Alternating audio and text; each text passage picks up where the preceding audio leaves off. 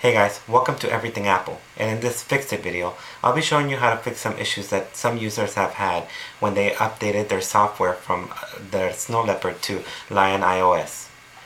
Most people, as well as I, have had an issue after the update. The issue being unable to open certain applications, like iCal or Contacts, Safari, Mail, etc. I had the same issue. My issue actually involved iCal, Contacts, and some Safari. My iCal and my Contacts refused to open after the update. And my Safari didn't include all the features they said, like full screen, auto correction, it's preview, the one where you can save the pages to review later, and a few other things. But I did take it to an Apple store. The Apple store, they really didn't know how to solve the problem. Their solution was to create a second account and transfer everything over from that account to the new account. But in order to do that, that was going to be a very long and tedious project. I had to transfer almost 200 gigabytes of information from one user account to another, which doesn't make too much sense because obviously I don't have that much space on my computer. So that was his one solution. Another solution that they did give me, was to actually uninstall and reinstall the Lion iOS software. And I actually did that, and unfortunately it took about 5 to 7 hours, and that didn't really work for me either. I still had the same issue. And then when I thought I had to give up and actually create a new user account and transfer everything, I had given up hope. But by dumb luck, I happened to actually find how to solve the problem.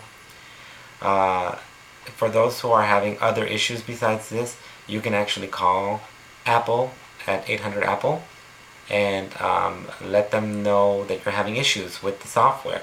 They give you 90 days to complain, basically, for free, and they'll help you with any kind of software issues that you're having. So if you purchased it on the first day like I did, you have about approximately 45 days to still call them. I'm sorry, that number was 1-800-MY-APPLE. But some of you could try to do what I did when I fiddled around with the computer. And that was basically, if you go into the spotlight, or to the spotlight option, the little magnifying glass on the right hand corner, top corner, and enter something. For example, when I entered iCal, which was one of the programs that when I clicked on it, it would bounce up and down for quite a while before it would actually just eventually crash or give me a report saying that it failed to open or could not open. What you do is you go to the spotlight, enter something like iCal, and you should see the top hit. Now the top hit will have, if yours was like mine, you'll have maybe 2 of them.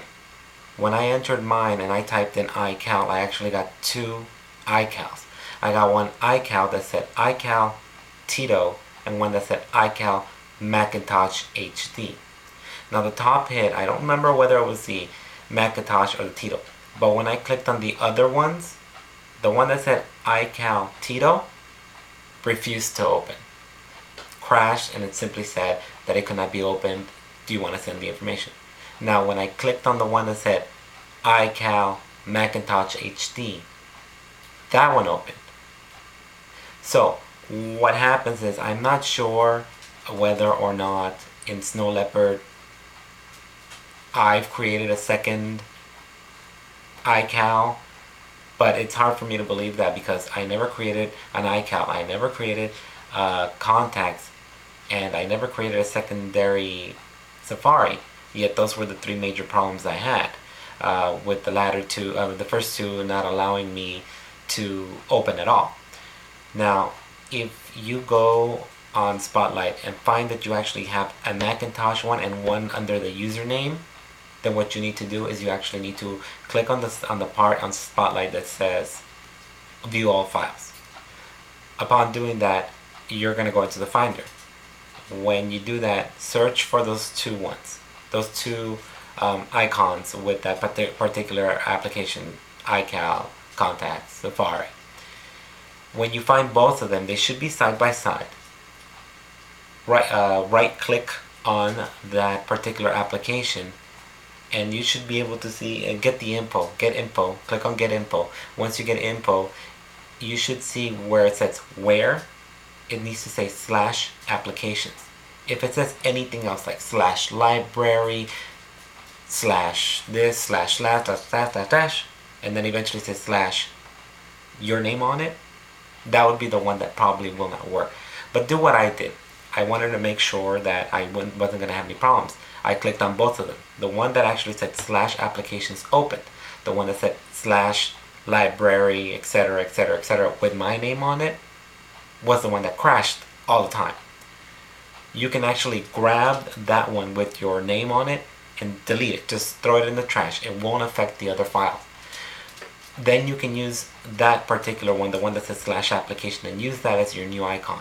That should solve that problem of being unable to open any application or certain applications. I hope that this video helps you. Like, share, and subscribe to my video if you haven't already. View my other videos. Go to the intro. Find out what I'm all about. I hope this video really did help you. If it helps you, comment, like, and share for sure. Guys, I hope to make more videos like this. Thanks.